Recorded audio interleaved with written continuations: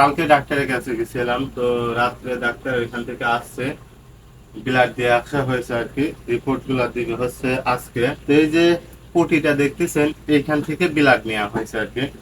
আমি যখন প্রথম 2022 সালে রাজশাহী মেডিকেলে ভর্তি ছিলাম, তখন আমার একদিন পর পর রিপোর্ট থাকতো, আবার কতদিন পিটি রিপোর্ট থাকতো। তো এইখান থেকে এত দূর পর্যন্ত একটা কালো দাগ পড়ে গেছিল, শুধু এই রক্ত নেওয়ার কারণে। এই দুই হাতে কিন্তু এরকম সেম অবস্থা ছিল।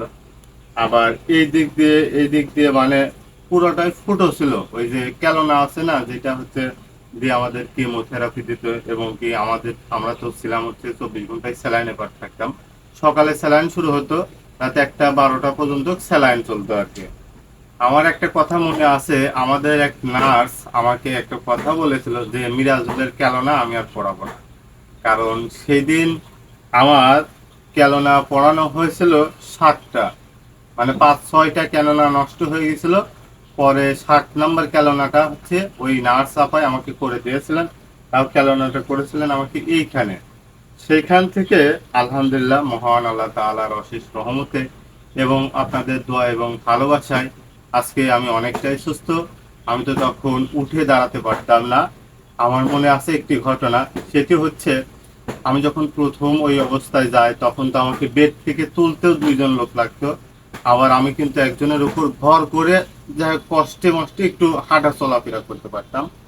আমাকে যখন ব্লাড দেওয়ার জন্য আমাদের ল্যাবের সামনে সব সময় আর কি ওনারা বেড থেকে এসে ব্লাড নিয়ে যেত না, কতক সময় বলতো রুগীকেই আসতে হবে। তো সেই সময় হচ্ছে আমাদের ল্যাবের সামনে গিয়ে দাঁড়িয়ে থাকতে হতো। তখন আমি দাঁড়িয়ে থাকতে পারতাম না। তো সেই সময় হচ্ছে টুল যেগুলো আছে না, ওই টুল আমার ভাইরা সব সময় হচ্ছে তার সাথে একটা রাখতেন।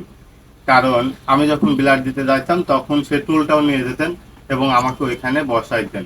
সেই সময়টা এত কঠিন সময় পার হয়েছে যেটা বলার ভাষা নাই আসলে। ফাতেমা আহ, এতটা পরিমাণ কষ্ট করেছেন, খাওয়া দাওয়া সবকিছু ছেড়ে দিয়ে। আমার হাসানের বয়স ছিল তখন হচ্ছে 3 বছর।